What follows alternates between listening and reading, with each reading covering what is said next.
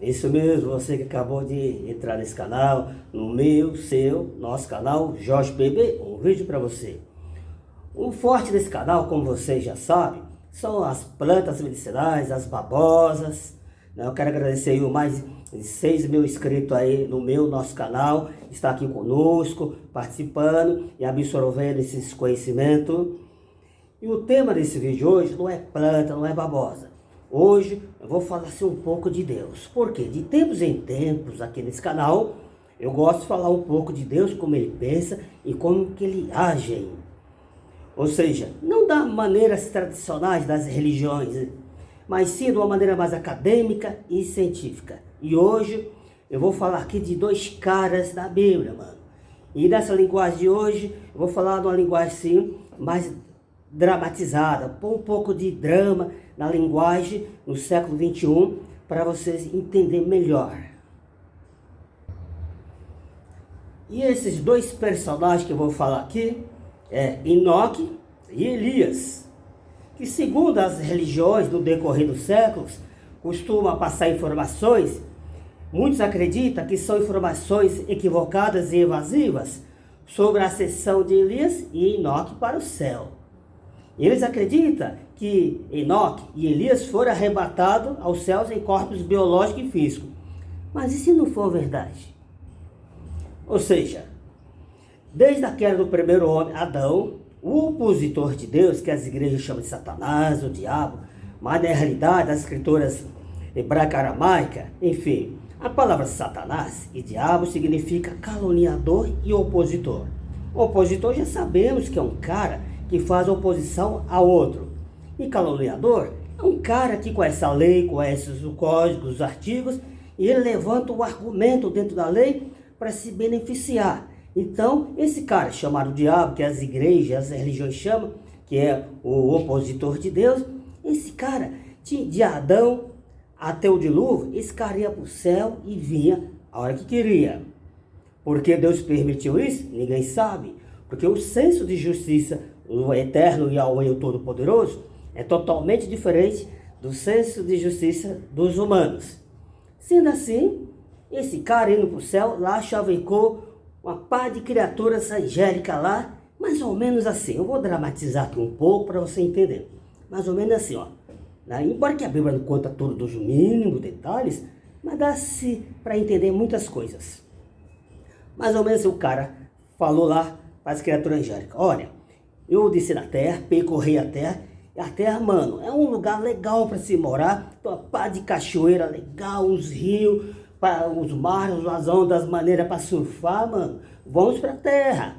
É um lugar bom para fazer uma civilização com criaturas humanas. Então esses caras vinham observando que realmente a terra era tudo isso mesmo.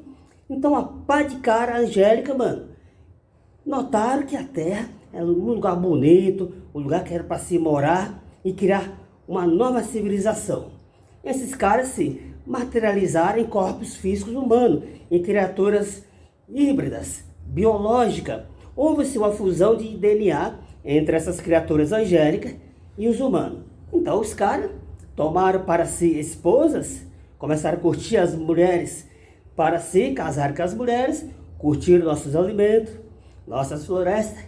É óbvio que esses caras não vieram só para esse lado da Mesopotâmia, para esse lado do rio Nilo, rio Eufrates, né, para esse lado. É óbvio que esses caras vieram para todos os continentes, toda a terra.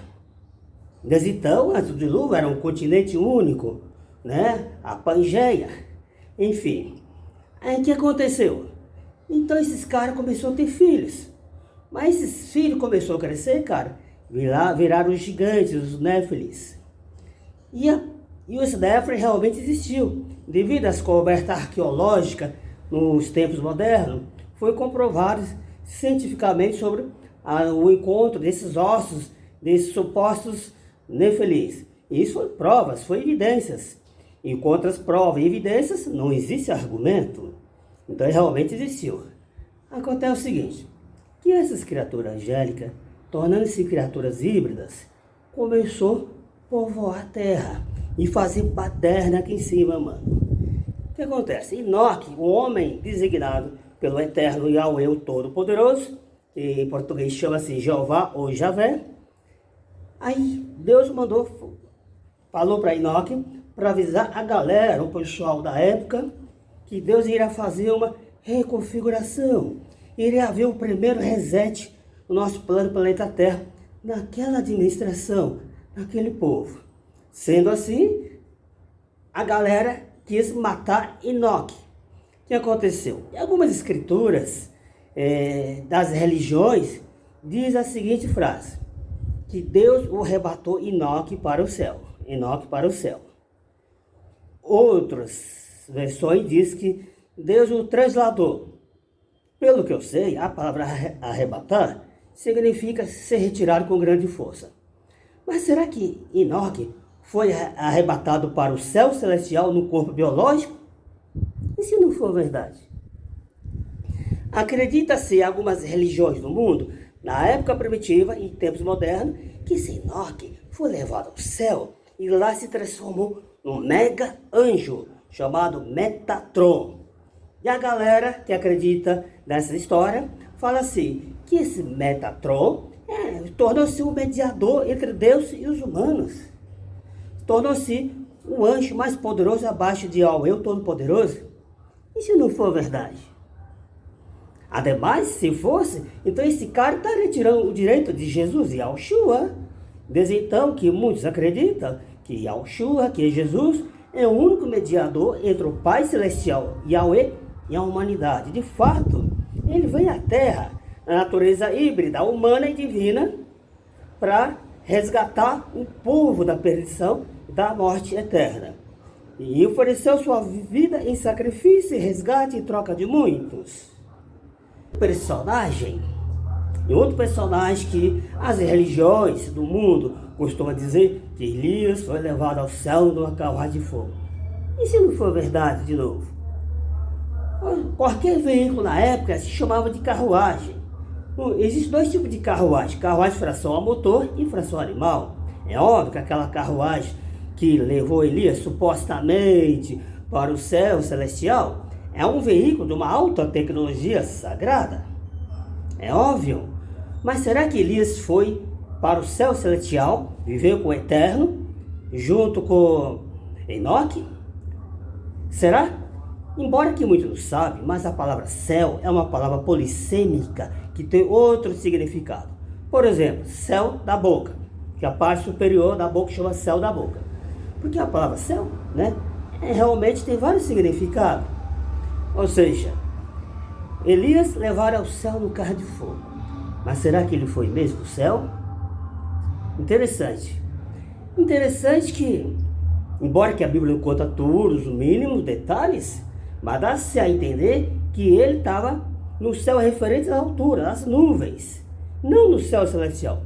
Para ilustrar isso, digamos que eu estou no aeroporto, junto com o artista que eu sou fã dele, inclusive eu já participei, já estive presente no show do Amado Batista, o tremendo do artista, Digamos que eu estou no aeroporto com o Amado Batista lá, um exemplo, só uma ilustração ou uma hipérbole para você entender. Aí chega um músico lá, ei Jorge, cadê o Amado Batista que estava ali agora há pouco? Aí eu disse, mano, o cara já vazou pro céu lá, hein? Tá indo pro céu, mano. É óbvio que ele tá numa aeronave ou num helicóptero, não é pro céu celestial. Sendo assim, os relatos primitivos dizem, Elias foi levado aos céus no carro de fogo. Interessante que no dia seguinte, Eliseu, que era o sucessor de Elias, retrocedendo um pouco, ali no Rio Jordão, quando a água se abriu, ali apareceu a carruagem, Elias entrou naquele veículo, em corpo físico e biológico. A carruagem se levantou, a Elias ainda conversou com seu ajudante, ainda entregou a sua capa para Eliseu. Interessante que no dia seguinte, Eliseu foi na cidade de Jericó, convidou alguns homens para procurar Elias atrás de um morro específico em linha horizontal.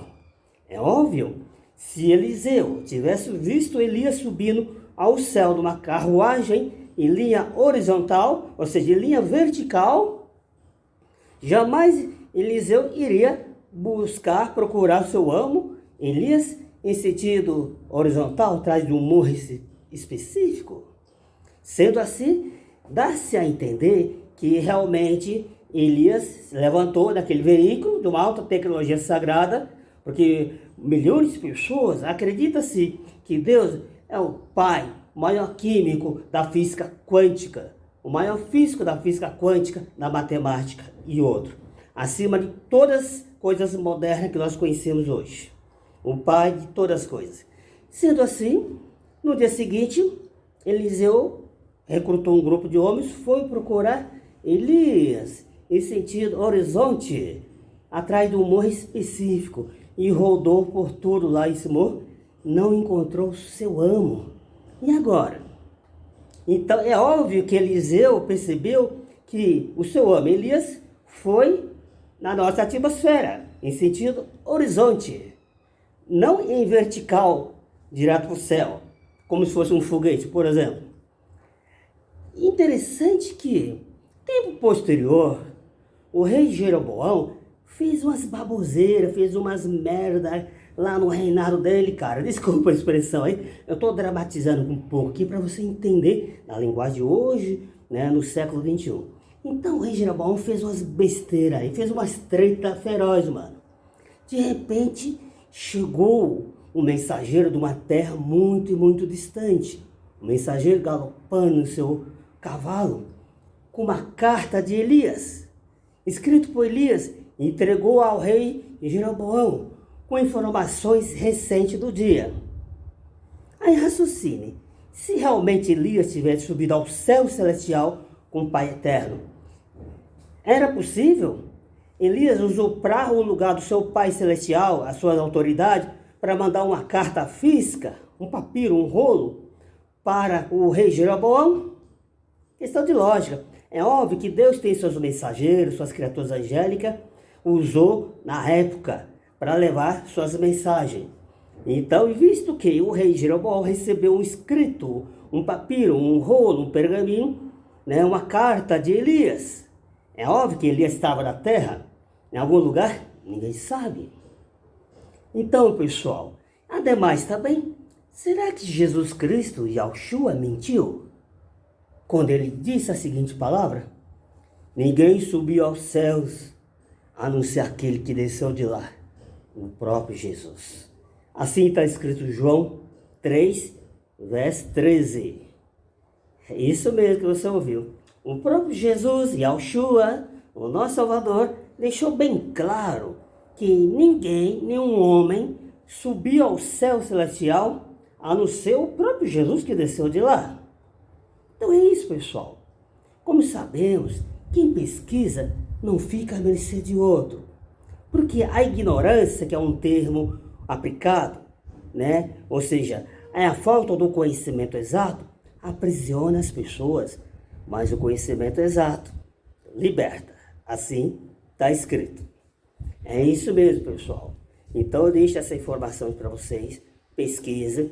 Se quiser saber mais sobre esse conhecimento exato da palavra de Deus,